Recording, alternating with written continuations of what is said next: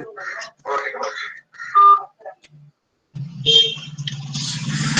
Namaste. Welcome all for the, I think, it's a 7th session, right, Pranava? We are into the fourth week. Fourth week into the course, Sense of Past towards Realizing Rāma Rājya. We shall begin today's session with a prayer. Vasudeva Sutam Devam Kamsachanura Mardanam Devaki Paramanandam Krishnam Vande Jagadguru. Hari Om Shri Gurubhyo Namaha. This week's focus, today and tomorrow, we will discuss about a very special and unique article which is titled Swaraj in Ideas, authored by one of the foremost philosophers of modern India, Sri Krishnachandra Bhattacharya ji. We have, I think, Purna Pramati's core idea is centered with this Swaraj in Ideas. Very special article, and Pranavanna has been mentioning about this idea, Swaraj in Ideas article in most of the occasions. In all the discussions this will come, and in our every effort. So whoever comes to Purna Pramati to know Purna Pramati, so we will be introducing all of them with this idea of Krishnachandra Bhattacharya ji. I think today and tomorrow we will dedicate our time and efforts to understand more about Swaraj in Ideas and various other aspects of Swaraj in Ideas. I think Pranavanna, even I'm personally waiting to listen to you, to dig more into more details about Swaraj in Ideas. I hand over to you. I think let's go ahead. Sure. Namaskara. So we are into the 4th week of our course on Sense of Past towards Realizing Rāma Rājya. In a sense, we are actually in that week, which is exactly in the middle, 3 weeks before and 3 weeks later. So the first 3 weeks, we tried to create a ground from where we can as well think actively towards realizing Rāma Rājya. So the sense of past, the kind of grounds on which we can as well place these is what we have actually tried to point out in the previous 3 week sessions. I just give a brief recap of what we did in each week. The first week was on the sense of past as known from the Constitution of India, where we tried to focus on the illustrations which are found in the Constitution of India and what they actually entail in terms of what we can think of our own, the past that we can as well carry with us. There's a second point that I also want to bring to your attention, that I brought to your attention, which is the text of the Constitution and the sense of past which is embedded within the text of the Constitution. We didn't have great occasion to go through the entire text because that itself would be a full-time, full-length course, because every word carries a past that requires to be captured. On the second week, we tried to focus on time, space, memory, and identity questions. And these four, we first tried to look at the varieties of conceptions of time and conceptions of space that are involved in the process of how we can look at the nature of the past that we can as well recall in our memory, and what are those memories which are no longer present with us, and how it has a intricate connection with our own identity.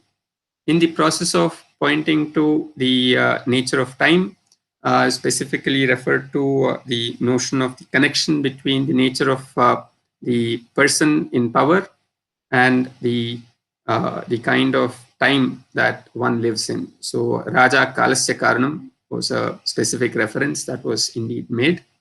And it is in that sense that the conception of a Rāma Rājya in the present is something that is indeed possible, is what we try to bring out.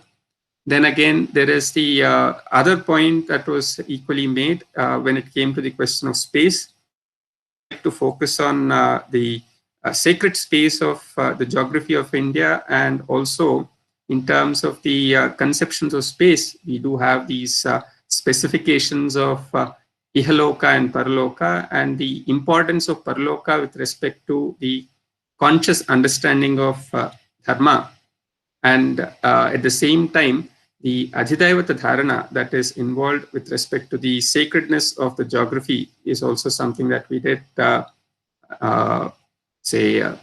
a brief look at.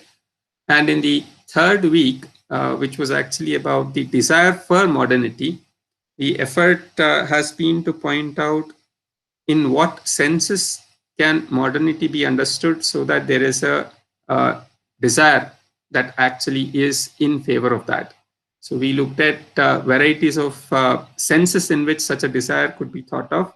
We looked at desire for modernity, where modernity is seen as a break from past, wherein the sense of break is so sought after because the past that existed is something that is no longer required in the light of the new. We looked at varieties of modernities that are in the possible conception space that are existent. We also looked at the question of desire for modernity as a sense of desire for sense of freedom. Then we looked at desire for modernity as a desire for being on the side of power. So these varieties of senses we've tried to capture in the desire for modernity session, and in the process we tried to lay a ground where in what senses can desire for modernity and the conception of where exactly power lies as the foundation for this entire consideration of the question of where indeed we can place the question of that existent desire. So this week, our focus is on desire for Swaraj ideas. So I think before we look at Swaraj ideas, what exactly is the conception that Professor Krishna Chandra Bhattacharya has indicated? This is also something which is important for a variety of reasons, because the kind of foundational points that Professor Krishna Chandra Bhattacharya raised in his lecture are relevant to this time. And in fact, there was a extensive kind of a reflection on it in the 1980s. The Indian Philosophical Quarterly had a special issue which was dedicated to Swaraj ideas, and I shared all those articles with you. And I am assuming that, say, you wouldn't have had the time to go through any of them. So my effort would be to bring to your attention, as we read Swaraj ideas, pick up some threads which are important for us in our current context, that indeed give us the direction that would lead us to the kind of Rama Rājya that we intend to foresee, and what are the kind of actions in the present that are required for such a kind of conception to take shape in the present. So this is the kind of focus that we shall have. So now, before I begin, I thought I'd like to bring to your attention one very fine short story. I'm not too sure if this is a story. It is an anecdote. This is from Anthony de Mello, and this point is actually referred to as the truth shop. So I just read out what is stated in this, the truth shop. I hope you are able to take a look at this. So Anthony de Mello in the Song of the Bird has a very short story where he says, "I could hardly believe my eyes when I saw the name of the shop." So as he was walking on the street, there was a shop which was titled The Truth Shop. So the sales girl was very polite. "So what type of truth did I wish to purchase, partial or whole?" "The whole truth, of course," was my response. "No deceptions for me, no defenses, no rationalizations. I wanted my truth plain and unadulterated." So she waved me on to another side of the store.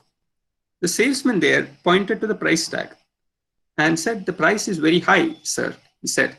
"What is it?" I asked, determined to get the whole truth no matter what it cost. Your security, sir, he answered.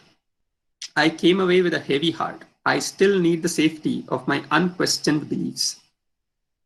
I repeat this last line. I came away with a heavy heart. I still need the safety of my unquestioned beliefs.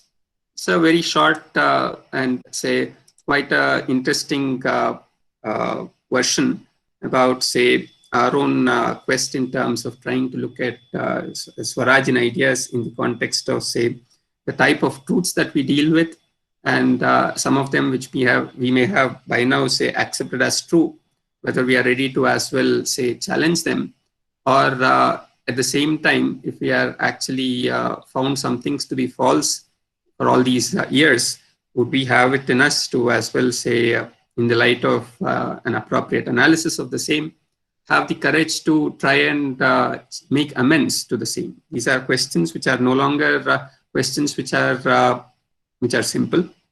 They go and question some of our deepest, say, basic foundations of how we lead our life in the present. So with this as a background, let me say get to the lecture on Swarajin ideas.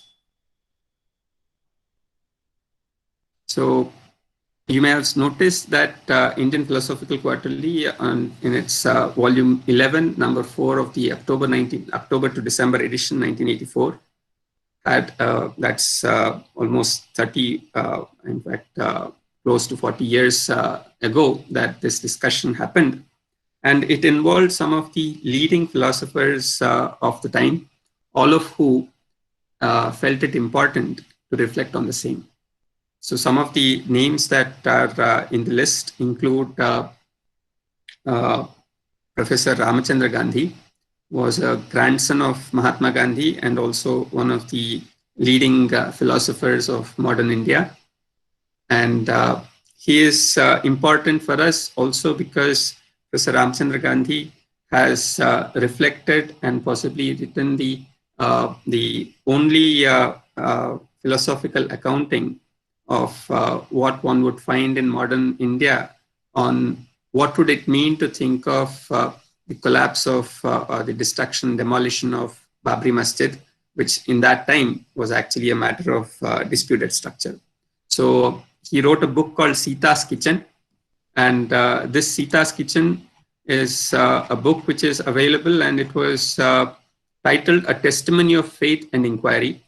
So if you aren't aware of the same, you might as well want to be, say, knowledgeable of this book, because that's a question that indeed requires to be reflected on, because what we today see as the construction of Rama Mandira, in the context of which we speak of Rama Rājya, we need to have a clarity on what are the kind of thoughts which Professor Ramachandra Gandhi has stated.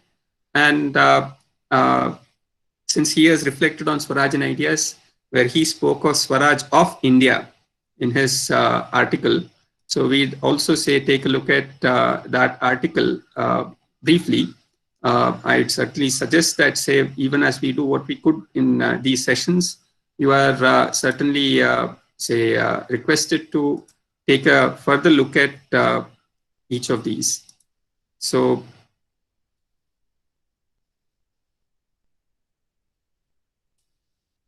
right. So the Swarajin ideas that we speak of, this was a lecture which was given in the 1931. So there's a lack of clarity about when exactly this was delivered. So there is an account which says that it was delivered in 1931. This was right after the Purna Swaraj declaration. And I've already brought to your attention that 26th of January 1950 Common Era became the Republic Day of India, because 26th of January coincided with the same date in 1930 when the Purna Swaraj declaration was made. So Purna Swaraj declaration and what it contains has played a major role in terms of our own conception of what ought to be the sense of Swaraj. And since it was a declaration made by Mahatma Gandhi, as some of you may be aware, is somebody who has written extensively, and most of his works are also available online. There are almost 100 volumes of the collected works of Mahatma Gandhi that are available online, of which one would notice that if one intends to look at a single text where one could get the crux of the idea of Mahatma Gandhi, then it turns out to be a very short pamphlet kind of work called as Hind Swaraj, or Indian self-rule. So Indian home rule. So this was written in 1908, 1909. And this Hind Swaraj and Swaraj in ideas are treated as things which are on the same plane in terms of the kind of ideation that is conveyed. And whereas, say, Hind Swaraj was specifically talking about the critique of modern civilization, which again is a point that requires some attention at some point in time. Swaraj in ideas actually speaks of something more more present and what is prevalent, or the lack of it, which is very prevalent in our own engagement in our day-to-day activities. So since it was being delivered in the context of Purna Swaraj declaration and the desire for Purna Swaraj, so there was a point in time where an appeal was made that we indeed need to develop clarity about what it means to have Swaraj in ideas, Janati, so that there is a desire, Ichhati, towards the Swaraj in ideas, which we certainly get to see in terms of the formulation that Professor Krishna Chandra Bhattacharya has given us in quite a detail. So I'd like to start with the first paragraph itself. We speak today of Swaraj or self-determination in politics. So the Swaraj or self-determination is a translation which Mahatma Gandhi takes it as Swaraj is self-rule. So there's a specific sense in which, say, the self-determination in politics has come about because other than Mahatma Gandhi, for most others, Swaraj actually meant political independence from the British Raj. So Swaraj then meant self-determination in politics alone.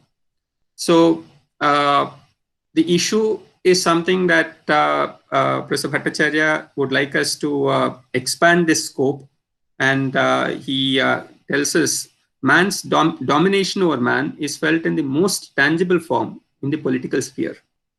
There is, however, a subtler domination exercised in the sphere of ideas by one culture on another, a domination all the more serious in the consequence because it is not ordinarily felt. Political subjection primarily means restraint on the outer life of a people, and although it tends gradually to sink into the inner life of the soul, the fact that one is conscious of it operates against the tendency.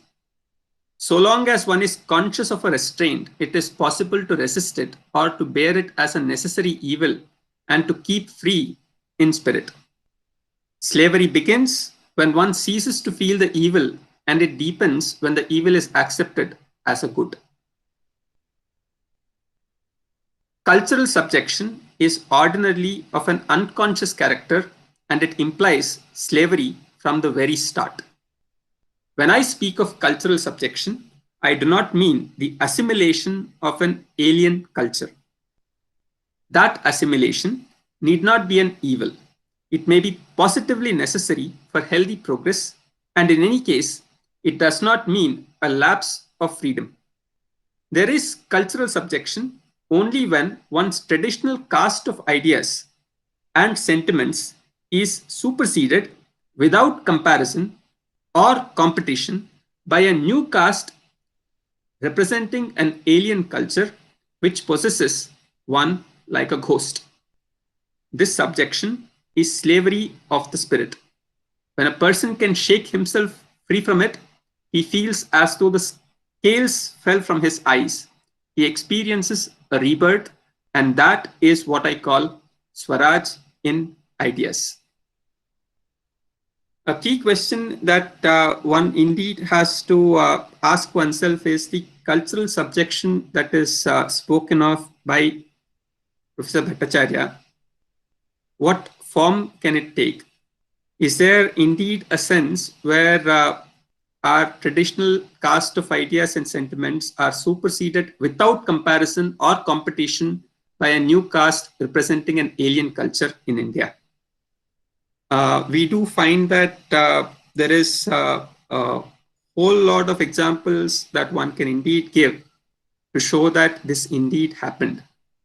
And one can as well start from the very conception of the descriptions of India that were offered that actually built this kind of an environment.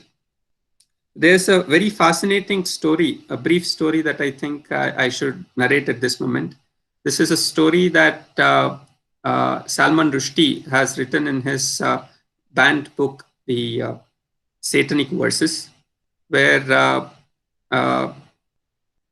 there's a desert, and there's an oasis in that desert, and it turned out that many people believed, who were living in the regions surrounding the oasis, that at a particular place near the oasis, anybody passed through that stretch of land, then there is a devil that possesses that land, and the kind of activity that that devil does is that whoever passes through that stretch of land, they'll be converted to sheep.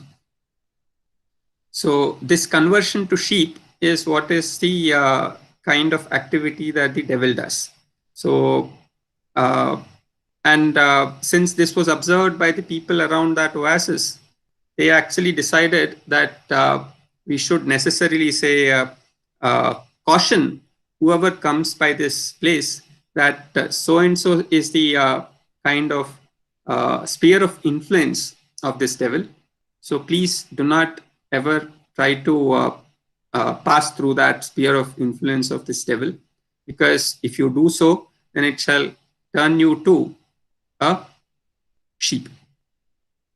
So given this kind of cautionary tale that the people there actually stated, it became very popular amongst many people, many adventurers from across the globe. Many people intended to as well try to find out what exactly is this character of the devil. So many of them, many adventurous spirits, they indeed chose to say travel through this sphere of influence of the devil. And as they went inside, and by the time they came out, they were turned to sheep. So this happened for many years, and all these years, the fear amongst the people who were living by the oasis always increased. If only the sphere of influence expands, then they wouldn't have a space to live there. But fortunately for them, that did not happen. And but after many years, many generations or so, there was one person who came forward, because for a long time nobody dared to actually pass through that region. But this person, who was very young and very spirited, he decided, well, I shall indeed go and check out what exactly is happening in there. So when he went inside, and lo and behold, he came out in the same manner as he was before. So everyone was taken aback, and they were all very eager to learn about what exactly is it that the devil does, and has he indeed overcome the devil? Has he slain the devil, that he has successfully come out without any kind of harm in his way? So that person, this young man who came out, he said, I actually noticed that the only thing that the devil does is to describe me. And the sense of description is what, with praise of my qualities. And as they keep praising me, I start listening to it and slowly it shall start telling me that I am a sheep and to act like a sheep. And this slow and gradual way in which it occupies the mind space of a person is what actually transforms the mind of the person, though he is still in the human form, into sheep, to only follow whatever is actually instruction. And once that is done, the final act of the devil is to turn the human form to that of a sheep form. So this is what is the thing that happens. So the recognition that it is describing me early when I went, all that the devil tells me, because I know where from I come from, what is my identity, what is my being, and I had my own self-description and not worried about what somebody else would describe me as. So this sense of assuredness in my being is what enabled me to actually come out unscathed. So this is actually a tale which you would find Salman Rushdie's point just in say 2-3 paragraphs, where he says what the devil does is it describes you. I have actually tried to elaborate it to give some color to it and so on. But key point to be noticed is that during the British times, there have been so many of people of India, and the kind of descriptions have a kind of great weight that we still seem to be carrying in many forms, most of which may not be even to our own conscious recognition. There's an albatross of those descriptions that one indeed has to face if at all one has to assert oneself in the public space. And that is one kind of a trouble that we indeed get to see in current times. That is also one of the kind of core questions of notice, not just in India, but across the world, wherever there are such descriptions that are present, which are specifically not favorable to one, then in what manner would one actually try and counter them? That's a question. There's another where he actually spoke of assimilation cannot be cultural subjection, assimilation of an alien culture. So the term assimilation is very important for us because one of the strengths of India, again found from the kind of descriptions that are offered of it, is that so many kinds of people came into India. Many invaders who have come to India, and those who actually came in, they were whatever is the culture of the land, they were all assimilated within the fold of that culture. So that assimilation is something that would not lead to cultural subjection.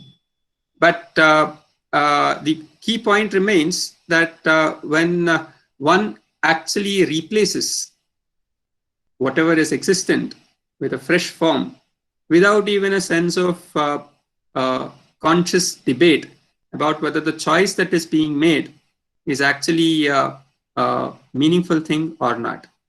To remind you of the specific reference that I made in my previous session on desire for modernity, if the sense of desire for modernity is actually an embrace for sense of something new, and that sense of something new, which is equated to that of the sense of power that exists.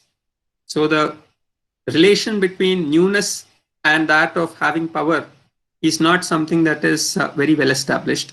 So if one actually chooses to embrace thinking it to be something which is of a greater power than what already exists, without a critical resolve, a term which we get to see in a while, then indeed such a kind of embrace, such a kind of acceptance is on account of cultural subjection. Let us In these days when our political destinies are in the melting pot, one is tempted to express a doubt, till now vaguely felt but suppressed as uncultured, how far generally we have assimilated our Western education and how far it has operated as an obsession.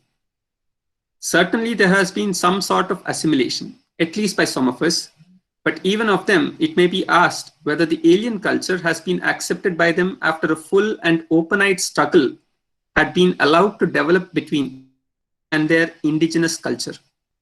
These are questions, of course, to current mind, they may appear to be alien because for us, Western education has become a kind of starting point in terms of whatever education that is being offered today.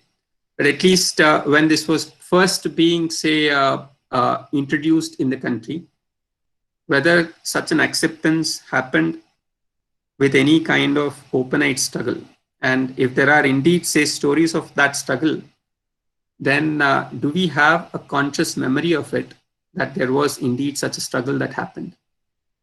So we did speak of Raja Ram Mohan Roy in our previous session, where I actually referred to the Rabindranath Tagore and Roma Rolla's discussion.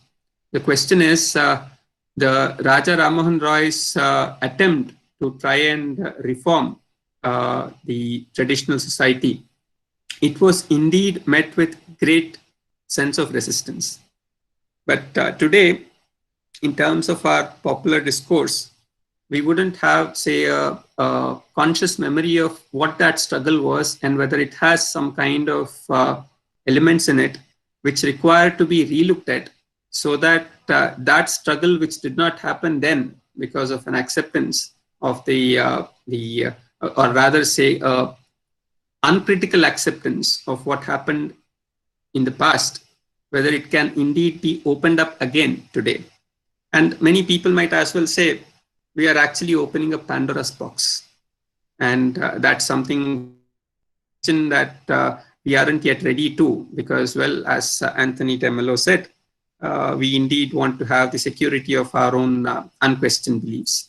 So keep this in mind as we shall further, say, read through what Professor Bhattacharya has to tell us. It is admitted today, what was not sufficiently recognized in the earlier days of our Western education, that we of development, the comparative value of which cannot be said to have been yet sufficiently appraised. By the way, if this is delivered in 1931, please note that that was also the time when these roundtable conferences, second roundtable conference was going on in London, and when there was a persistent journalist who specifically asked about the kind of gifts that British have given unto India, where the number of English education providing schools that were actually started by British. Mahatma Gandhi is said to have responded that you have killed a beautiful tree. And the beautiful tree was the tree of Indian education. And I have actually brought to your attention the work of Sri Dharampal, whose centenary celebrations are going on. And he took that specific response of Mahatma Gandhi as a very important aspect, because this journalist who asked the question about, say, the killing of a beautiful tree, he persisted on asking for historical evidence from Mahatma Gandhi. And Mahatma Gandhi, given that he said that he would see if somebody can help him with such kind of historical data. But then at that point in time, it was not possible for Mahatma Gandhi to provide any such data. And the journalist kept insisting, to which, say, Mahatma Gandhi finally seemed to have wrote a response where he said, what I say is the sense that I capture from my crisscrossing across the country and meeting people from different walks of life, and the kind of discussions that I've had from those people. There may indeed be existent some kind of historical records which would confirm this, but I'm afraid I cannot provide you with those kind of details as on today. So all this, given that most of what Mahatma Gandhi said got recorded, we have these present, and Dharampalji took that as his as a question that he intends to explore, and he was indeed able to find some early British records of identifying what is it that used to happen in Indian education in the schools and the Gurukulas of India. And from the kind of records that the British have tried to survey in the early years before the sense of English trying to impose themselves onto India started. That is, before they actually tried to impose themselves, they first did some surveys to understand what is India about, to be able to recognize the manner in which they can as well exercise their power over India. So it is during these times that there were some honest which were done, and those honest surveys, their details are available as part of British archives, which have been looked at by Dharampalji, and they have been published. So there's a book by name The Beautiful Tree, which actually captures this, which if you are interested, I could share with you. So now it is admitted today, what was not sufficiently recognized in his early days of our Western education, that we had an indigenous culture of a high degree of development, the comparative value of which cannot be said to have been yet sufficiently appraised. Under the present system, we generally receive Western culture in the first instance, and then we sometimes try to peer into our ancient culture as a curiosity and with the attitude of foreign Oriental scholars. And yet we say that this ancient culture of ours is no curiosity. Many of our educated men do not know and do not care to know this indigenous nature of ours. When they seek to know, they do not feel as they ought to feel that they are discovering their own self. There may be, say, a certain feeling in current times that there is a appreciation of this sense, which is actually specified, that this kind of discovering of one's own ancient culture is something that is a matter of discovering one's own self in some people, at least because of the kind of focus that one may find in the past few years. But key point still remains that the attitude towards looking at this and the nature of curiosity as to how we can look at it, if it still is holding on to the standards of foreign Oriental scholars. Now, Oriental scholars is a specific reference that one indeed has to keep in mind. I did refer to the kind of minute on education that T.B. Macaulay gave, which actually introduced English education into India. Some of you are interested, I can share the exact minute on education. And if you are further interested, there's also an assignment that one can as well attempt on critical reading of the Macaulay's minute on education. So the point is that when Macaulay actually learned, he never actually looked at India from close quarters. So all his knowledge of India was through the accounts which were given by Oriental scholars, who are called as Orientalists. And these Orientalists, Occident and Orient, are two terms which are to refer to East and the West. So Oriental scholars were those who had a certain kind of fascination for something in the East, which they intend to as well discover, because you see, the European mind has had this memory that their discovery of the lost Greek texts by their encounter with the Arabs resulted in the Renaissance and also the European modernity as they know it then. And so they had a certain kind of a desire that the knowledge of Sanskrit texts and the kind of wealth that is contained in it could indeed possibly result in Renaissance again in Europe. So those people who had this kind of an attitude were Orientalists, and they were always fewer in number as opposed to the others who have already long before decided there isn't much that requires to be learned from the Eastern cultures. So the few people who were actually curious and also who were interested in the kind of knowledge from the East were Oriental scholars, and they were always not actually somebody who were treated highly. So they had a kind of identity question of their own as to what they are doing. So even these people, when they actually tried to look at it, they had to carry, because they were actually learning something which is completely alien to them. Their interest in it was to try and think of a renaissance for themselves. They were not actually interested in learning what exactly is being stated in the source texts which they are looking at. So this is something that we find as a general attitude of the Oriental scholars. And even the notable exceptions that one may actually refer to, they were, say, even as they appear to be, say, in favor of trying to do some good towards the culture as well as the learning which is present in the Eastern, say, nations.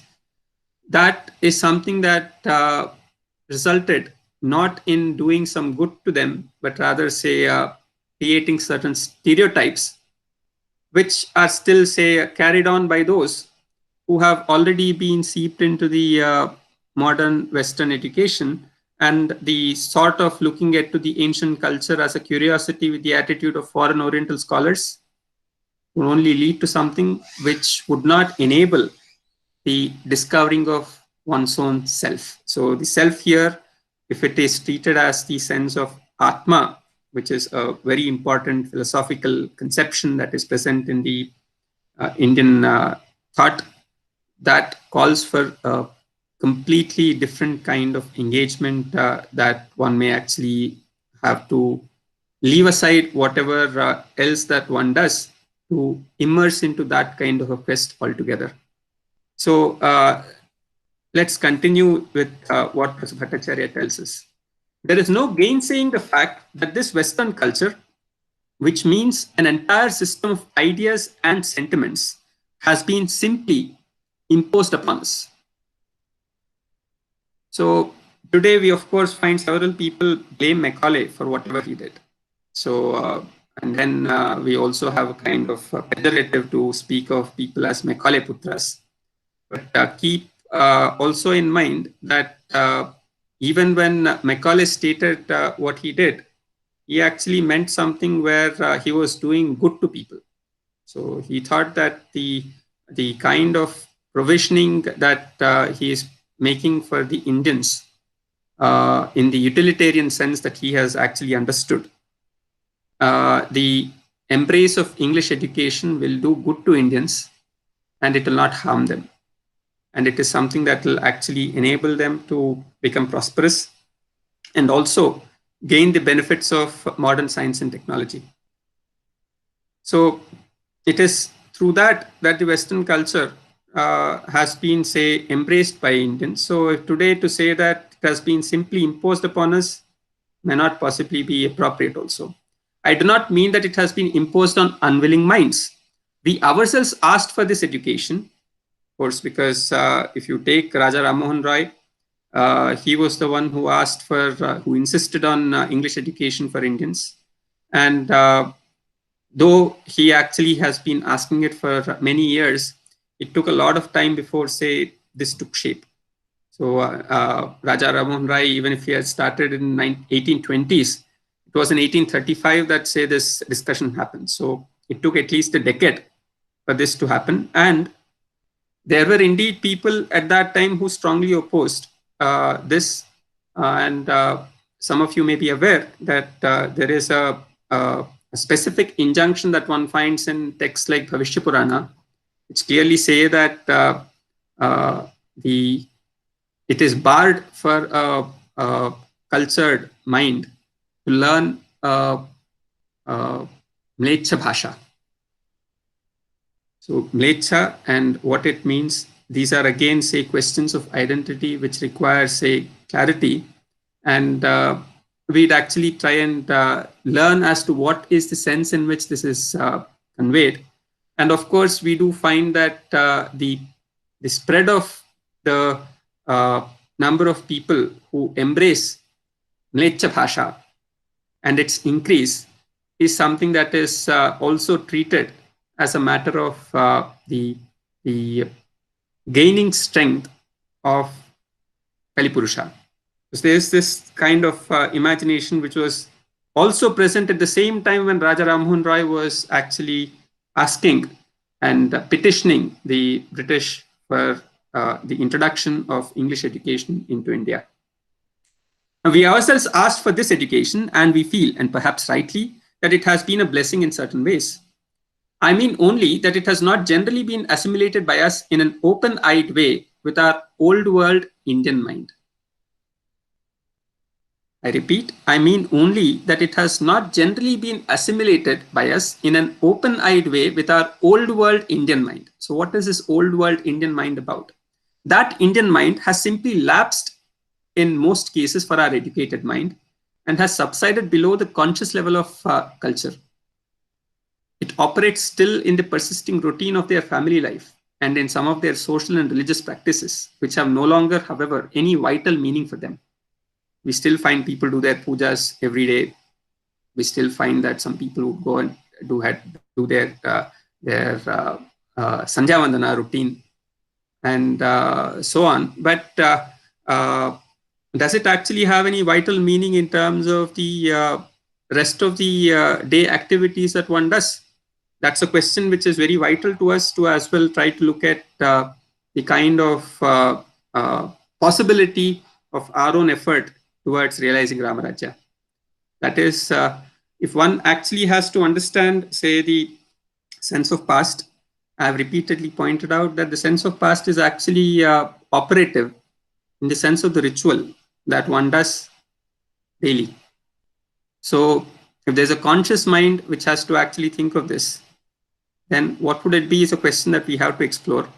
So getting back to, say, what Professor Bhattacharya was saying, so even as we embraced and asked for English education and think of it as a blessing in certain ways, has that been accepted and assimilated by us in a manner where we used our old world Indian mind, where that Indian mind actually consciously thought of what to accept amongst what is offered and what to reject because it doesn't suit us?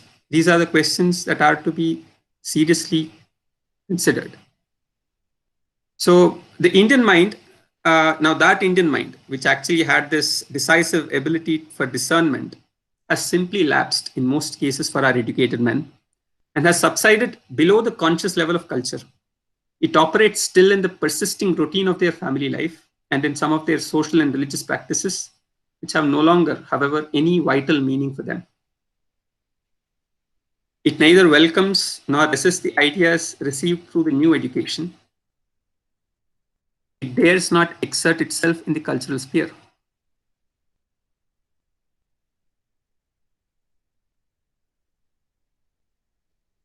There can be no vital assimilation in such case of the imposed culture, and yet the new ideas are assimilated in a fashion. They are understood and imaginatively realized. They are fixed in language and in certain imposed institutions. A drill in this language and in those institutions induce certain habits of soulless thinking, which appear like real thinking. Springing as these ideas do from a rich and strong life, the life of the West, they induce in us a shadow mind that functions like a real mind, except in the matter of genuine creativeness. So a shadow mind can never be creative, and even if it is creative, it will only have the sense of a shadow, which is that of following somebody else. So this is something that is a tale which one cannot possibly say set ourselves aside from, because the kind of activities that we do, if at all one were to try and find this continuity between what one does within our own, say, private sphere, and see that what we do in the private sphere also influence all our activity in the public sphere, is then that possibly that one can think of an active and enrichment of the formulations of what is happening in public space. And this assertion, if it is happening today also, whether this assertion is happening in a manner in which it is actually bringing some vitality into the very discourse of the thought. I have in one previous discussion pointed out to a very important exercise which has been happening in India since 2008 Common Era, which is actually an effort to try and protect and preserve the pristine condition of the flows of River Ganga. So I am referring to the work of Professor Gurudas Agrawal, who post sannyasa has taken the name Swami Gyan Swarup Sanand. And the manner in which he has actually tried to articulate what he felt is the way in which one can exert oneself in the cultural sphere, was by pointing out that the source streams of Ganga, when one actually takes into account that Ganga has been brought to earth with a specific purpose, that is to purify the people who have committed varieties of sins. Ganga as Papa Vimochani, Mokshadayani, which is her prime purpose for having been brought from the celestial sphere by human effort, that too by our ancestors, which is the kind of legend that we still listen to. Then our own actions, which are trying to use it as just any other resource for hydroelectric power generations, is something that misses out on what is the significance of Ganga. And that sense can only be brought about when we actually have the confidence to state and assert that just as, say, we do not treat a room where puja is done in the same way as one treats a bedroom or a bathroom, that spirit is what ought to actually make this place a sacred space. And human efforts in this region must be to preserve the sacredness which actually has to be passed on to generations that come after us. And it is in this sense that he articulated the entire exercise as something that a person is trying to awaken the cultural conscience of the people of India. It's a different story that Swami Gyan Swarup Sanand gave up his mortal body, having fasted for 112 days, for having failed to impress upon the powers that be to try and bring about a rethink on what ought to be our own policy with respect to the manner in which human engagement in the in these source streams of Ganga be. That state of affairs is something that resulted in a state where, as on today, there is one of his followers who is on a fast unto death. And we wouldn't find that kind of a point actually a matter of news that requires to be reflected on. So that's the state that we are currently in, when the sense of our thinking becomes soulless because of the kind of environment in which we are placed in. So that example is something that if you are interested, we at Purna Pramati have been fortunate to have witnessed it. So we could indeed give you a detailed account at some other point in time. You could write to us, and you could also look at what we have actually tried to share on this aspect in a different moment. So now coming back to the specific point of the sense that Professor Bhattacharya is telling about the shadow mind that functions like a real mind, except in the matter of genuine creativeness. So in fact, one of the kind of discussions that we try to bring in is what does it take to start speaking about science, politics, every sphere of activity to be coupled with a sense of the secret. What does it actually call for? And that calls for, say, a genuine effort to try and create something anew.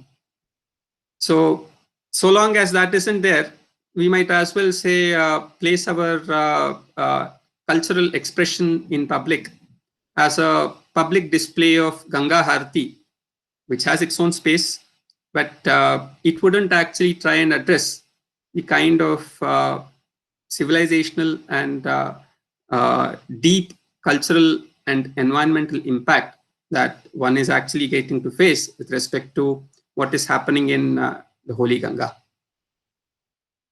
I get back to what Professor Bhattacharya says. So one would have a real mind except in the matter of genuine creativeness. One would have expected after a century of contact with the vivifying ideas of the West that there should be a vigorous output of Indian contribution in a distinctive Indian style to the culture and thought of the modern world. Contributions, especially to humane subjects like history, philosophy, or literature, a contribution such as may be enjoyed by our countrymen who still happen to retain their vernacular mind and which might be recognized by others as reflecting the distinctive soul of India. Barring the contribution of a few men of genius, and genius is largely independent of the times, there is not much evidence of such creative work done by our educated men. Now, this vernacular mind that we speak of, that Professor Bhattacharya spoke of, whether it still exists or not, is gradually becoming a question mark, more so because most of the quote-unquote vernaculars have started importing most of the English terms and the language that is spoken itself, something that even if you use a term in Kannada or Telugu or Hindi, the meaning of it is to be understood in its English sense, but not in the original sense in which the language itself conveys. So such is the kind of cultural subjection that we are actually currently experiencing. And a conscious kind of effort to try and unshackle it isn't an easy task as well. And that's something that itself requires great degree of conscious effort, not just by individuals, which of course they have to if they are indeed interested in, but how would there be a collective such action is a question which we haven't yet had enough kind of collective deliberation on. I may refer also to more modest forms of creativeness such as is evidenced in the daily business of our lives. For example, in the formation of judgments about our real position in the world. We speak of world movements and have a fair acquaintance with the principles and details of Western life and thought. But we do not always sufficiently realize where we actually stand today and how to apply our bookish principles to our situation in life. We either accept or repeat the judgment passed on us by Western culture, or we impotently resent them, but have hardly any estimates of our own, wrung from an inward perception of the realities of our position. It's actually very revealing to read this particular paragraph today, whereas just a couple of days ago, we have our chief economic advisor, Krishnamurthy Subramanian, write an opinion article in the Times of India, where he actually starts off by talking about the kind of cricket pitches and the discussion on cricket pitches that happened post the comprehensive series victory of India over England, and the kind of talk on the bad nature of the pitches that were actually built. And in that context, he actually points out that we need not be concerned with what the others think of us, because they care not what we think of them. So in that light, should we at all give any kind of value to that kind of thought process which is existent? This is a question that is being posed today in 2021 Common Era, and it is actually still trying to appeal to the good senses of people to think beyond the kind of comments or the kind of points that somebody else has to make about where we are indeed, say, doing something really good. So there's a kind of, speak of this kind, which we are still noticing. So a conscious kind of mind should be able to identify why exactly should such a kind of article be written at all. It should have been something which by now people of India should have a common understanding of, and they do not require it to be explicitly stated. There is something still in the kind of cultural subjection which is shadowing the mind of an educated person that is calling for such kind of an article to be written. So I would certainly encourage you to read that particular thing, that particular opinion. So in the field of politics, for example, we are only today beginning to realize that we have for long wrongly counted on the principles that have application only to countries that are already free and already established, and have not had sufficient perception of the dark thing they call quote unquote power, which is more real than any logic or political scholarship. In the field of the social reform, we have never cared to understand the inwardness of our traditional social structure and to examine how far the social principles of the West are universal in their application. We have contented ourselves either with an unthinking conservatism or with an imaginary progressiveness merely imitative of the West. There are any number of examples to actually show which are precisely trying to bring the kind of point that is being mentioned in this particular paragraph in our current day-to-day discourse that is happening in the country. So I didn't possibly spend time on that. Let us move further. Then again, in the field of learning, how many of us had distinctively Indian estimates of Western literature and thought?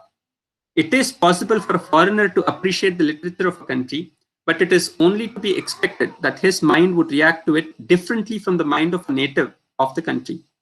A Frenchman, for example, would not, I imagine, appreciate Shakespeare just as an Englishman would do. Our education has largely been imported to us through English literature. The Indian mind is much further removed by tradition and history than the French or the German mind from the spirit of English literature. And yet, no Indian, so far as I am aware, has passed judgments on English literature that reflect his Indian mentality. This was 1931. And today in 2021 Common Era also, one may actually find only a handful of such examples of Indian mind, all of which could as well be traced to the reference to the genius that is actually made just a while ago. His judgments do not differ materially from the judgment of an English critic, and that raises the suspicion whether it is his judgment at all, whether it is not merely the mechanical thinking of the galvanic mind induced in us through our Western education. In philosophy, hardly anything that has been written by a modern educated Indian shows that he has achieved a synthesis of Indian thought with Western thought. There is nothing like a judgment on Western systems from the standpoint of Indian philosophy, and although some appraisement of Indian philosophy has been attempted from the Western standpoint, there appears to be no recognition yet that a criticism of the fundamental notions of either philosophy is necessary before there can be any useful comparative estimate. And yet, it is in philosophy that one could look for an effective contact between Eastern and Western ideas. the most prominent contribution of ancient India to the culture of the world is in the field of philosophy. And if the modern Indian mind is to philosophize at all to any purpose, it has to confront Eastern thought and Western thought with one another and attempt a synthesis or a reasoned rejection of either, if that were possible. It is in philosophy, if anywhere, the task of discovering the soul of India is imperative for the modern India. The task of achieving, if possible, with its present day self, of realizing what is nowadays called the mission of India. If it has any, genius can unveil the soul of India in art, but it is through philosophy that we can methodically attempt to discover it. There are a couple of points that indeed require to be reflected on in this particular sense specified. I do not know how many of you would actually say, notice that there are still philosophers in the West who would say that philosophy as a term is best conveyed only when it refers to Europe. There is no philosophy other than in the West. This is still a very strong academic stand that you would find in departments of philosophy, in spite of several efforts made by several Western scholars who felt that there is something that we miss in the process of trying to look at this. And we in India, when we have a department of philosophy, would actually start thinking of learning about what the European mind has produced. And there are, in fact, very few instances where a proper rigorous study of our own various darshanas happens in a modern Indian university. And whatever happens in, say, the area studies departments that are found in the European universities or in Western universities, American universities. And they, if not the sense of Oriental thought which is there, we have a new kind of a thought that does come in. So what exactly is happening? Yes, yes.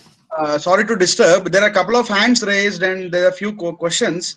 So if you can stop in 7 or 8 minutes, and 10 minutes we can dedicate for the QAs. Okay, sure. Yeah. If you can sum up in few minutes, then we can go for the question and answers. Yeah, I mean, I thought I'd first say, I thought I'd, yeah, okay, fine. I'll stop it at the 10th paragraph here, 9th paragraph, and there are a few more paragraphs. We are still in the halfway stage of this article. There are indeed many points which are there. So, yeah, so the first question, Indian systems of knowledge, please scroll down web page. Okay, so CBSE, well, thank you for the reference of what CBSE is doing. So the Indic knowledge systems or the Indian knowledge systems effort which has started, it's not very old. It's something which has started quite recently. And if one goes through those, what is present in it, it is something that requires great degree of revision, and which can only happen when there are active minds which are working on it.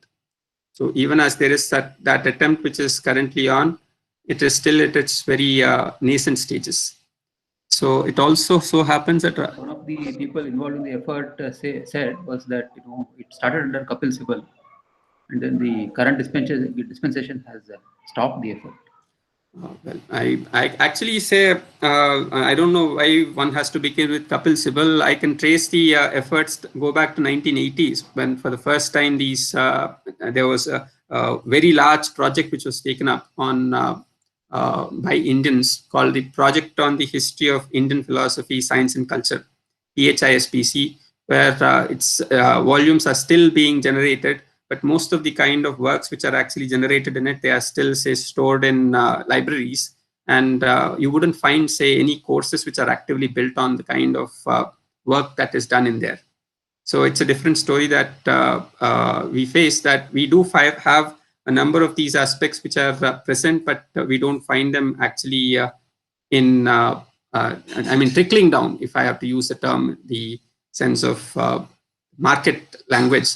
It doesn't actually trickle down yet to the common man and the common student in a classroom. So that's a different story, and there's a reason why this doesn't happen also. In fact, that is the reason why we need to pose this question to start with.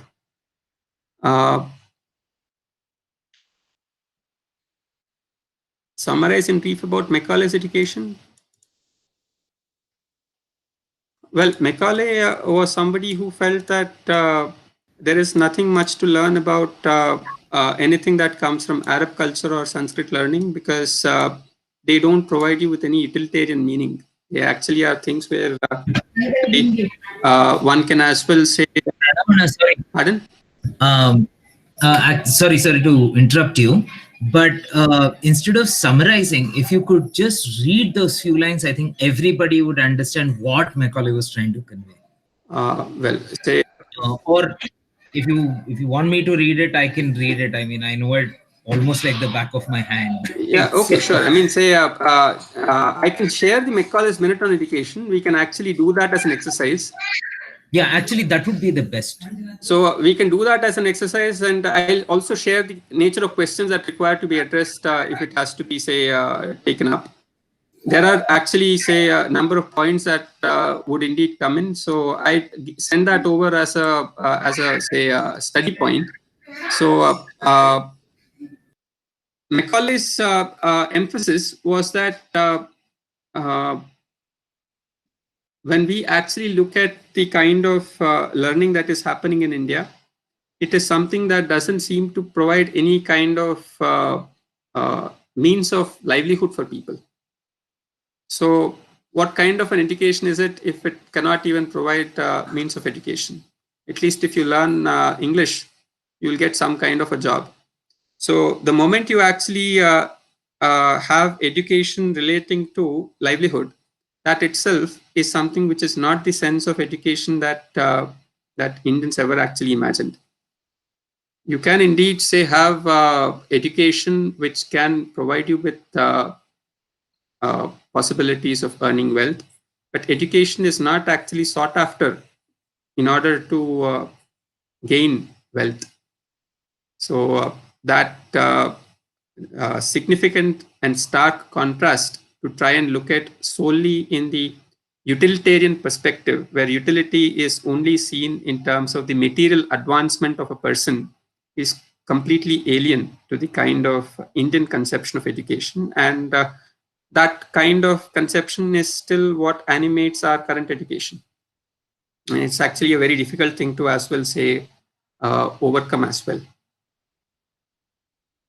So yeah, I mean, I think there was one question. Yeah, Kusumaka, you had something to say. Yeah. Kusumaka raised her hand.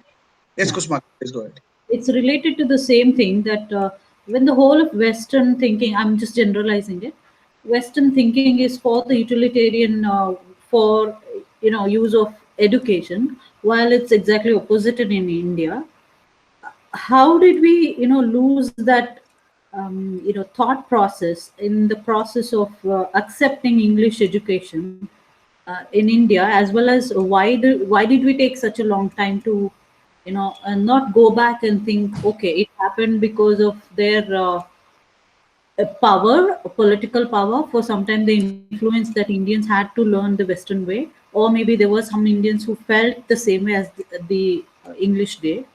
But India is a country with a history of thousands of people continuing the heritage for even when they're not paid for months and years.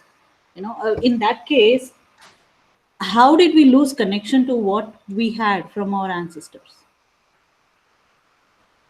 I do not know if, say, we can generalize by saying we are indeed, say, disconnected from our ancestors. There are still, say, possibilities of connecting back. That is, in a sense, say, one positive thing that we still carry.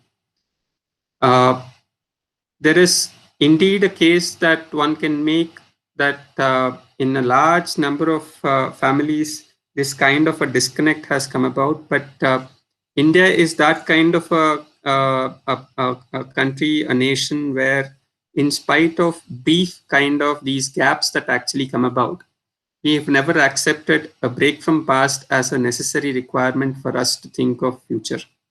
We've always found ways and means by which one can as well say rediscover the past and then say connect back to it. So I wouldn't think at this moment in time that we need to consider that the issue is to be treated as if we are completely lost it. But I do want to bring to your attention a couple of paragraphs. Maybe I should share this Macaulay's minute for this specific sections that I want to read out. I hope you're able to see this. I'm actually reading out from the last paragraph, so 33rd paragraph. To sum up what I have said, I think it's clear that we are not fettered by the Act of Parliament of 1813, that we are not fettered by any pledge expressed or implied, that we are free to employ our funds as we choose, that we ought to employ them in teaching what is best worth knowing, that English is better worth knowing than Sanskrit or Arabic, that the natives are desirous to be taught English and are not desirous to be taught Sanskrit or Arabic, that neither as the languages of law nor as the languages of religion have the Sanskrit and Arabic any peculiar claim to our encouragement, that it is possible to make natives of this country thoroughly good English scholars, and that to this end our efforts ought to be directed. In one point, I fully agree with the gentlemen to whose general views I am opposed. I feel with them that it is impossible for us, with our limited means, to attempt to educate the body of the people. We must at present do our best to form a class who may be interpreters between us and the millions whom we govern, a class of persons, Indian in blood and color, but English in taste, in opinions, in morals, and in intellect. To that class, we may leave it to refine the vernacular dialects of the country, to enrich those dialects with terms of science borrowed from the Western nomenclature, and to render them by degrees fit vehicles for conveying knowledge to the great mass of the population. See this specific reference to a class of persons, Indian in blood and color, but English in tastes, in opinions, in morals, and in intellect, is a very often repeated kind of a statement that one gets to see. But Macaulay also stated, it is to that class we may leave it to refine the vernacular dialects of the country, to enrich those dialects with terms of science borrowed from the Western nomenclature, and to render them by degrees fit vehicles for conveying knowledge of to the great mass of the population. Just read this with the thrust in the national education policy today, where they intend to have the courses in engineering or medicine to be done in the languages like Telugu, Kannada, Hindi, and so on. And the effort to try and create a whole entire language in which, say, the medium of instruction happens to be in Indian languages itself. This is something that should have happened much before than, say, in 2020 or 2021 common era that we get to see. This was stated in 1835. So even if, say, there was the sense in which people, there were Indian in blood and color, English in taste, opinions, morals, and in intellect, they are still people who are Indian, and they also have the knowledge of the vernacular. So there was an obligation placed on them. And how exactly would that obligation be rendered in manners in which the vast body of the Indian people could actually learn in the Indian languages is a question which did not happen. So there is a point of blaming Macaulay, and there's also a point where if only these people who are Indian in blood and color but English in taste, if they had a conscious encounter with the kind of questions that Indian language is posed to them, maybe we would have had a different kind of an unfolding of how the past unfolded. So that is one set of points that we can take. There are, of course, many others that when one reads this Macaulay's Minute on Education, that one indeed have to reflect on. So why indeed have we come to this state of affairs where we have a disconnect from the past? I believe that, say, the day we recognize this disconnect from the past, that is the day when we can as well make an effort to try and connect back. So that is where I'd like to bring the focus back on to say what we can do in the present. There are, of course, lessons that we can learn from the past, which we'll, of course, see in the due course of time. But before that, we need to as well say learn exactly how this unfolded. So one of the reasons where Sanskrit and English and Arabic were being taught in those days was because Indian religious law, whether it be Dharmashastras or the Islamic Sharia, it could be understood only by way of learning these languages. But the British translated them and created codes of law, which made, and once the code of law is made, so the British system of legal system is a case law system. So given that there is a question of case law that exists, that case law is something that created a very important kind of situation where when you go to a judge with a particular case, then the judge need not actually look back at what is there in the original Dharmashastras or in the Islamic Sharia. The Britishers felt that the Pandits were very clever, and they are people who are taking advantage of the British lack of knowledge of Sanskrit and Arabic, and they are pronouncing things which are not there in the written text. I'll give a concrete example. When a Dharmashastra says that for a specific kind of a thing that a person committed, let's say there is a prayaschitta which is actually indicated, or there is a danda that is given in the Dharmashastra. If at all the person who actually committed that, he is somebody who does not have the kind of ability to actually take that punishment, then there was a mediator in the set of Pandits who actually adjudicated. They took a conscious decision that this man, he has committed a mistake and he can rectify himself. And since he is not able to do this full stretch of whatever is the punishment that can be awarded, let him be given something less and let him reform. So there is this kind of a interpretative leeway that the Pandits exercised. And for a Western mind, which was actually looking for a code, they could not actually see what the Pandit says and what is actually from the translation of what is found in the Sanskrit text or from the varieties of commentaries that they found. So the contextual way in which Indian mind functioned, in fact, one of the key aspects that we find about what is Indian mind, how is it different from the others, specifically that of a European mind, has been the emphasis on the context in which, say, we place ourselves. So what is an Indian way of thinking? A.K. Ramanujam asked, and he said it is actually to be found in the contextual manner in which one situates a given scenario and tries to apply the generic principle in the particular situation in a manner that is apt. So this sense of application is something that is defined by many aspects which are actually brought together. So this nature of Indian mind, which is actively deliberating about the case concerned, is not how the British found it to be meaningful to them. It's a different story that they tried to incorporate these elements into it much later when they actually had to interact with Indian people for a great number of times.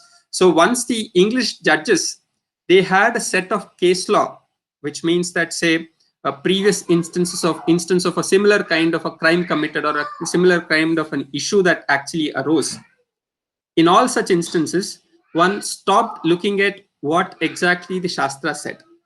So there was a clear, distinct disconnect between the manner in which the law operated as per the British and what the Shastras would have indicated and where it would have taken the people to. So the moment this requirement is no longer an active element in terms of the reference to Sanskrit and Arabic, specifically in law. The only other aspect that was left was actually to try and talk about specifically the sense of whether this learning can indeed provide people with a livelihood. So the replacement or the displacement of the erstwhile Raja with the legal system of British brought about a flurry of changes, which themselves have been, say, drastically different. So I think, say, one of the reasons why, say, we lost that connect is because there is a legal system which encouraged that disconnect to grow. And normally these things are not noticed right away. It actually happens over a long period of time. And that is something that is one kind of an answer that can be given. There's so many types of ways in which in each specific instance, one can give a different story. So one can actually indicate in one instance that because of a famine, the memories were lost, or because of displacement of family from one place to another, memories were lost. So there are so many such instances that one can actually point out, because India is a vast country, and in such a vast country, the reason for this memory loss cannot be attributed to one or two aspects, but you take a specific example, and from there you can actually, with a set of questions that we try to address, we can indeed come up with, say, what exactly happened in each individual case. The best way to begin with would be to start with one's own grandparents and ask them as to, say, how they saw things, or ask them their memories of their grandparents. And that itself is something that actually offers a great kind of local knowledge that we can as well, say, carry forth. And that poses a question when we read something contrary to the kind of sense of past that is inherited from one's own family, from the kind of description that is given, let's say, by a historian who has looked at vast number of sources. So how would we actually try to come and put these two, juxtapose them together and find a harmony? That's a question that everyone can do for themselves, and that's something which does not require, say, an effort beyond, say, a conscious effort to try and spend time on this. Yes, Anna, thank you. And the only thing that I'm left with is when you compare the requirement of the one who is holding the values of Indian tradition as the highest regard, and when you compare it with the British solution for or the English solution for a present problem, if it's an individual choice, you should go as per the case and not as per the law of the British, isn't it? See, one of the successes of Mahatma Gandhi's resistance to British rule has been to speak of law in two senses. One, he said, is a moral law, and to which he certainly wanted to be part of, certainly wanted to be someone who is related to. And in the 1921 incident, where post Chauri Chaura and the non-cooperation movement, he actually said that there is a public weal that he is appealing to. He went and submitted to the judge there, saying that insofar as your laws are concerned, insofar as your analysis is concerned, I am guilty. But insofar as the law of the public weal is concerned, I am not guilty. So my advice to you would be that I am fully responsible, so give me the harshest punishment that you can. But that argument was something which nobody ever imagined from a person. And that argument has won over several people across the country to join the Indian national movement.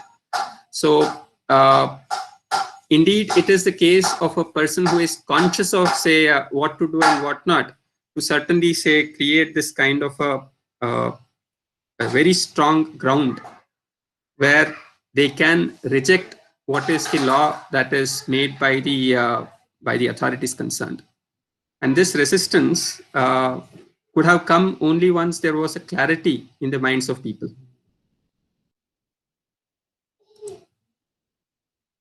I hope that addresses the point that you asked. Yes, thank you. It did. So, is hedonism a form of Swaraj in ideas? I see hedonists living their way with great conviction, probably made easy because there are no easy points on which they can be criticized.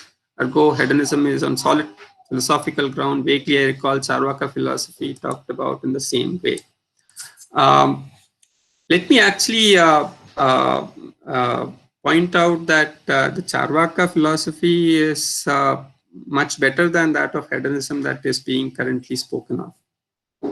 See, when one refers to Charvaka, one of the most famous assertion of Charvaka is Ranam Kritva Ghritam Pibet. So even if you were to take a loan, you have to say have ghee. So it is the common knowledge that we gain from Ayurveda that Ayurveda Ghritam is a statement. You take ghee, then it actually is good for your health and longevity of the lifespan. Now, the sense of hedonism that is currently spoken of, it may not even have a sense of what is actually good in the sense in which Charvaka is understood. Charvaka at least had a sense of what is the good thing in life, which is indeed good, not just in the present, but for a longer stretch of one's own life. And they also went on to point out that Bhasmi Bhutasya Dehasya Punaragamanam Kutaha. So therefore, once your body is burnt off, and there's no point of coming back. So even if you did not pay the debt that you have actually taken, the loan you have taken, if you don't repay that also, it doesn't matter. So this second point may be something that that is something which law would not allow people to. So first, can we at all speak of any ideas associated with hedonism is a point that we need to first ask ourselves. Because if one were to speak of an idea, there must be some conscious thinking. And Charvaka cannot allow for conscious thinking because the only pramana that they accept is pratyaksha. Unless you have a conscious acceptance of anumana pramana, there is no point of talking about an idea or the ideation or thinking about an idea. So my response would be that to think of hedonism as equivalent to that of Charvaka is also problematic. And to think that hedonism can have ideas is also problematic. Thanks, Anand. So, but basically, I think that is the biggest import from the West, which is an impediment to any principled way of living, right? I think, there is a much more difficult story here. The reasons why you would want to create such a kind of thing is because modern systems which you have accepted as legitimate, they themselves have a kind of ground which leads to such anarchy. If one reads John Locke's understanding of the system of government, it indeed has an inherent sense of anarchy which is present in it. So that it is these ideas which are actually playing out on a larger canvas is what we need to recognize. I do not think that, this would be something that I can explain right away, but please do observe what John Locke does with his sense of government and what is the kind of authority that he gives to government, and whether it indeed has the kind of, to use an Indian term, swatva, which is the sense of ownership that a person in power has towards those who he is actually ruling over. So this would call for a different engagement, but these are points on which you might reflect on separately. So is it fine if I get back to Swaraj in Ideas text? So one second. See, you are telling more about Western education. Always you have been quoting about Western education, quote unquote. Okay. Now, I would also like to know whether prior to Britishers coming over to our country, there were Islamists. They had their own philosophy. There were Portuguese. There were Dutch people. So they also had their own philosophy, right? Now, why Okay. did they not influence us? Or were we so strong, so much that we did not allow them to cross us? Or only the Britishers had this real impact on us? Like they were successful in getting over us and pouring out their thoughts into our innocent young minds then. So integrating all these things, and another thing is like this Macaulay education, what you were talking about, has it got such a great impact on our education system currently? That is one thing wherein I feel that the Gurukula system of education has been totally killed because of Macaulay education. So I just wanted to know a few ideas about this. Okay. I thought I should maybe say share one article with you, which you can possibly read about the kind of impact of the Islamic encounter with that of India. I'm just sharing an article. This is written by Professor A.K. Saran. I've just pasted in that chat box, which you may read and reflect on.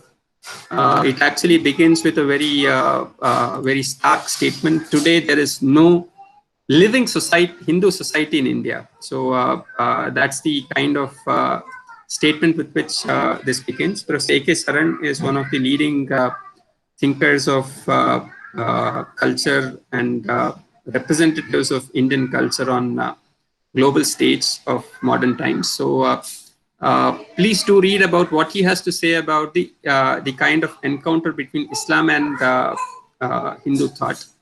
That is one side. But you see, one reason why I'm referring to the British thought and Macaulay's reference is because had it not been for Macaulay, I would probably have been talking to you in some other language other than English right now. So that is a point which we indeed have to recognize. And the second point is that when it comes to Portuguese or French or Dutch or so on, you see, French actually desired to try and gain control over India, but they were very strongly defeated by the Britishers. And as a Kannadiga, you would necessarily have some kind of memory where Tipu Sultan was actually speaking to Napoleon Bonaparte and was actually trying to enlist the support of French to fight the British and thereby think of a different kind of future that say the country could have seen. So that the French Anglo-French wars, which actually happened in Europe, they were also replicated in India, and the English, because of their luck, their strategy, their fortune, call whatever the kind of circumstances, they were the ones who were able to establish their control more emphatically than anybody else. And with respect to Portuguese, except for say the places where they had a firm holdover, like Goa, which they did not actually relinquish till 1970s, 1960s or so. So it's only post-independent India that Portuguese left, and then Goa became part of India. The Goan Inquisition and so on are still matters of public memory in Goa, and there's a lot of that literature which is also available online. So whether Macaulay's education has indeed, say, impacted us, I think more than, say, Macaulay's education, one actually has to ask for ourselves, Macaulay was doing something thinking that, say, what he did was good for Indians. But what happened to our own mind? And why did we not actually have a critical mind at all in those times? So there is one sense in which one can actually respond to this. Suppose I actually flash a light on your face, and what would be your first response?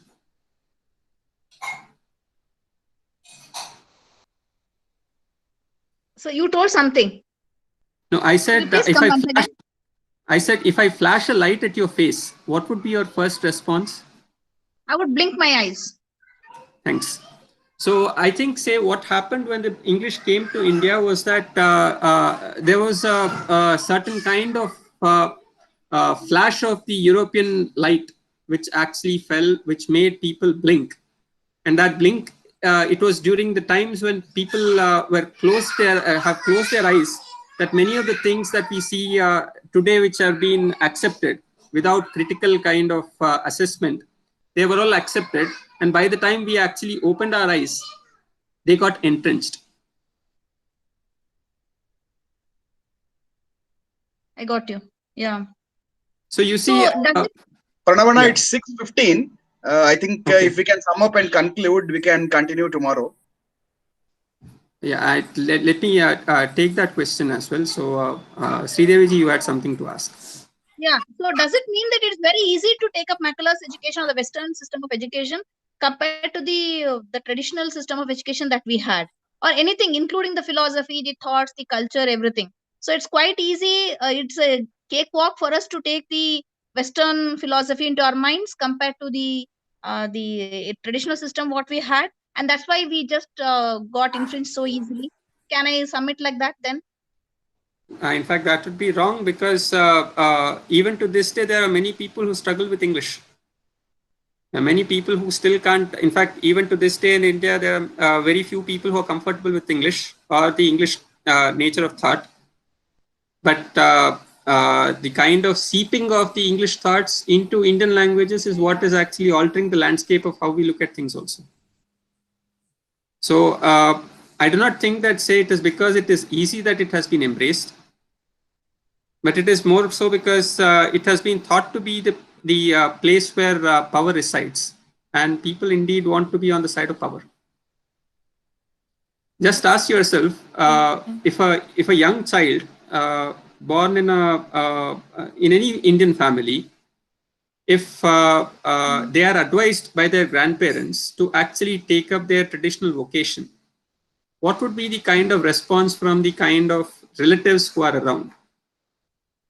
Yeah, I agree. Most of them would just reject it. It would be a rejection reaction immediately.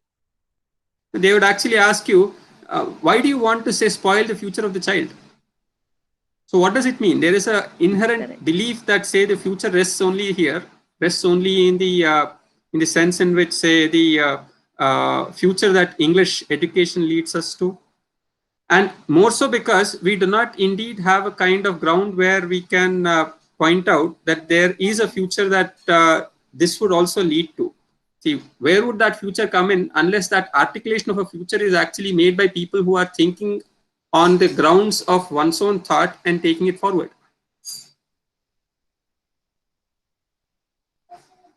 If we do not show that there is a possible future to people that we can as well, say, erect on a ground of our own, you don't expect common people to actually have the kind of confidence to take it on. It takes great degree of effort for people to first show that there is light here, there is power here. And today, of course, every kind of a measure of power is actually whether there is respect for India in the rest of the world. I don't know whether you listen to, say, the common chattering classes of, regarding the current day politics. One kind of a thing that people might say is that Prime Minister Modi has restored Indian pride in terms of the foreign policy. Whether it is a mistake or whether it is a good thing or bad thing is a different story, but that's a kind of summary that people do carry. And that is something that people feel with a sense of pride. Now, this kind of a sense where one seeks out to actually have a recognition from, say, others is in itself an indication of cultural subjection, because one need not get endorsement from somebody else. And this is the kind of talk which Krishnamurthy Subramanian, our chief economic advisor, is writing just a couple of days ago. Okay. Mm-hmm. Okay. And somebody was telling about this 11th standard ancient history that was, it went halfway through. Actually, the question was really good. No. I'm sorry. I think we can take this question tomorrow because it's already 6:30. We cannot extend this session anymore. We will definitely Okay. discuss this for tomorrow. So Pranava? I mean, let me say, get back to the presentation. I mean, this Swaraj in ideas for a while.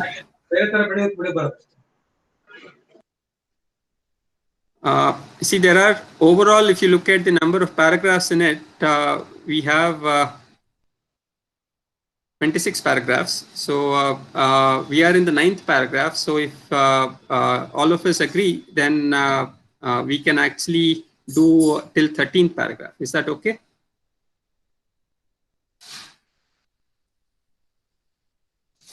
Sanjeevana?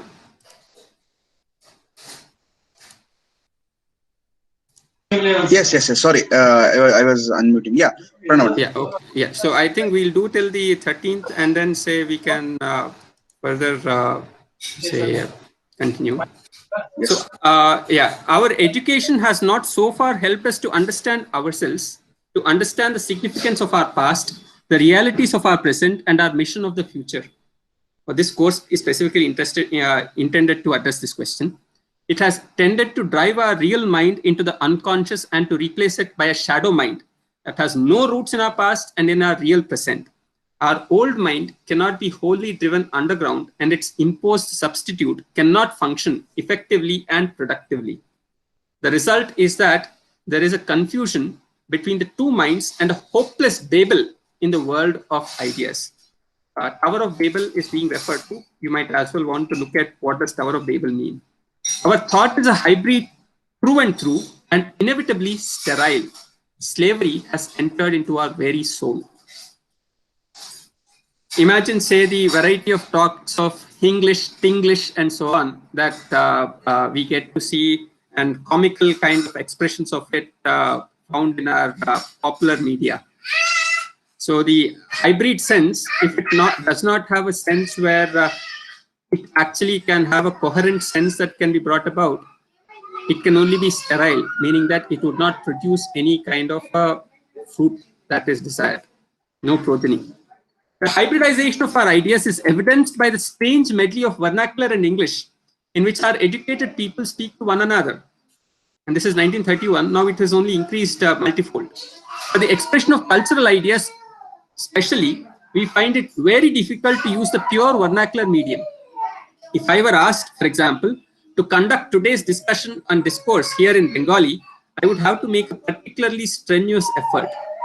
One notices a laudable tendency at the present day to make such an effort. It is not that it is always successful. Perhaps that is only to be expected in a period of transition. And that way speaking, we are still in that transition. If the language difficulty could be surmounted, it would mean a big step towards the achievement of what I have called Swaraj in ideas.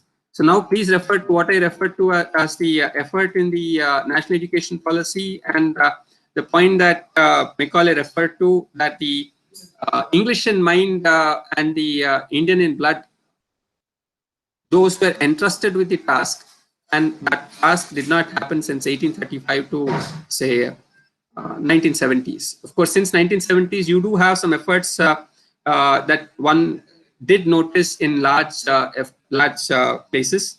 You can refer to the work of people like the groups in Eklavya in Madhya Pradesh, where they have indeed strived to vernacularize science education and try to popularize science and so on.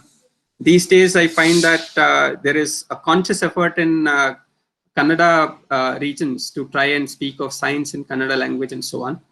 But these are only still, say, in their budding stages. We'll have to, the Eklavya effort, after some time, it did not actually take off in the kind of way in which it was expected. So these are certain kind of things that we have in our current memory, which may as well be, say, looked at with seriousness. The hybridization of ideas brought about by our education and the impact of Western political, social, and economic institutions on our daily life is one of the most distressing features of present situation. Talk about democracy and so on. So it is not unnatural and may be regarded with same sentiment with which an old world Hindu looks upon Varna Sankara. It's a very important reference. Varna Sankarya and Sankara, the idea of Sankara or intermixing itself is something that the old world Indian mind felt is something that needs to be avoided by all costs, because that means that, say, it is actually the death of the strength of a polity, strength of a nation. And this is something that is stated by in Arthashastra by Kautilya. And this is something which is also true, that Arjuna actually was worried about Varnasankarya when he actually stated what would be the consequences of the war. So when one speaks of Sankarya, there are two types of Sankarya which are spoken of in tradition. One is Varna Sankarya and the second is Karma Sankarya. So when Arjuna stated that he would not actually say continue with the war because it could possibly lead to Varna Sankarya in future, Krishna's response in crux was that for the kind of possible Varna Sankarya that might happen in future, and that too, say, if there are conscious and efforts made by the women of the future, then maybe that may not happen. For the sake of avoiding that, would you do a karma sankarya in the present by leaving aside your karma as a kshatriya to take part in the war? Would you actually take up renunciation from the wonderful opportunity of fighting a war which only comes to very good kshatriyas? This was the crux of the response that Lord Krishna gives in his Bhagavad Gita.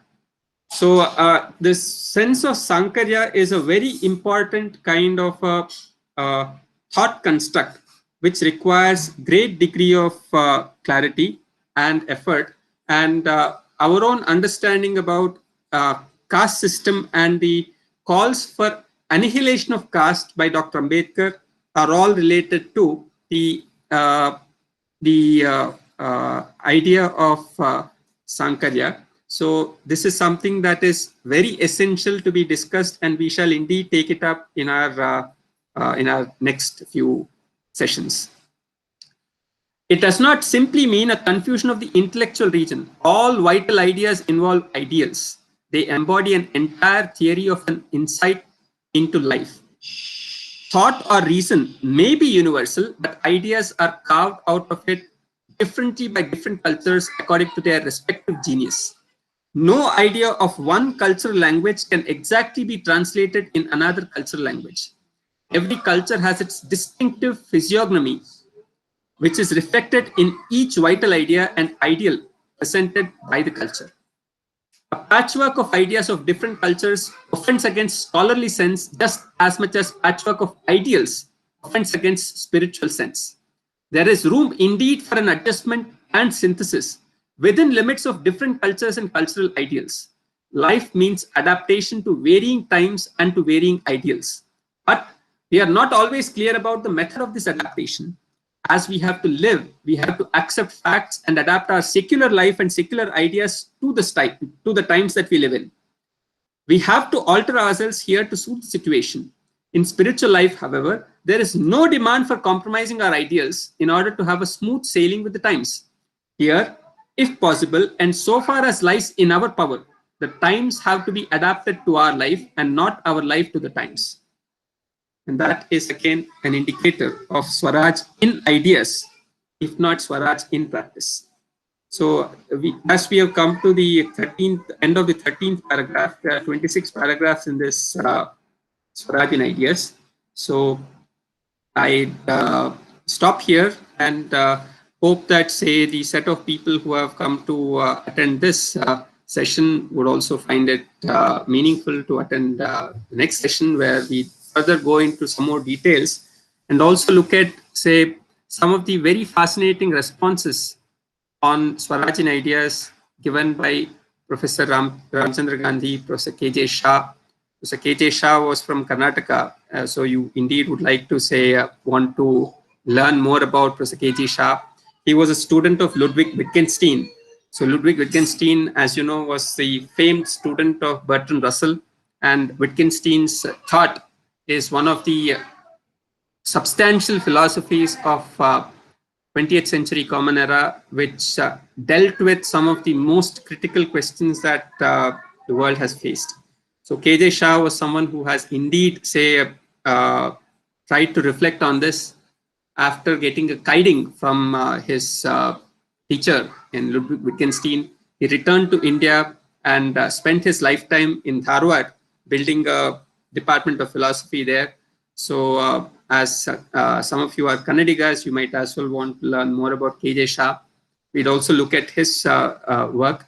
And there is this link that if you haven't actually noticed it, which was also sent to you as part of our course announcement document, you might go through those articles, because each of them is indeed raising the questions that are at the core of our own effort to understand ourselves in order to have our own sense of a meaningful understanding of the Rama Rājya, which can also be defended as part of the traditional understanding of Rama Rājya.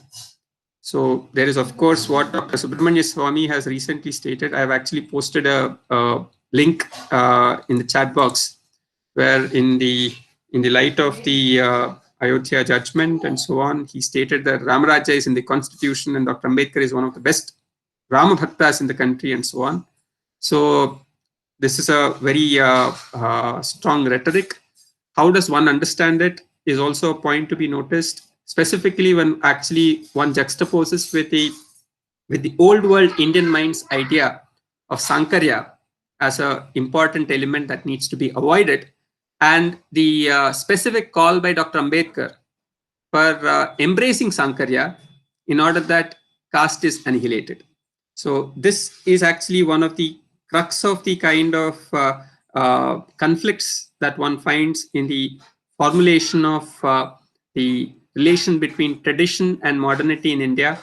So we indeed have to focus on this, for which we'll have to do some kind of critical study of the annihilation of caste by Dr. B.R. Ambedkar, where some of the kinds of summaries that he made, whether they indeed would have to be revised, if at all one were to actually take into account the kind of learning that we have in our Shastras. That's something that we'll try and see in due course of time. And all these would then indicate the questions that we may have to address in trying to alter the kind of the sense of our constitution of India that is currently in vogue, and that changes which are when made would possibly lead us towards realizing that Rama Rājya, which is actually in the memory that is found in Mahabharata or even in Ramayana. So with that, I stop today's session, and hopefully say we'll have a good discussion tomorrow as well, as we read the second half of Swarajin Ideas. Thank you, Pranagaru. I'm extremely sorry for intervening in between in the very fruitful discussions. A lot of questions are there, I can understand, but there's a paucity of time also. So I think we have extended. This was almost a 2-hour session, and definitely there will be a lot of questions, a lot of discussions, and I encourage all of you to write to Pranavanna directly if there are extended discussions, and he would be able to give answers, or you can even call him to discuss more if the questions are not answered in the given timeline. So with this, we will conclude today's session, and we will meet tomorrow. Pranam. Ram Ram. Thank you, sir. Thanks a lot. धन्यवादः.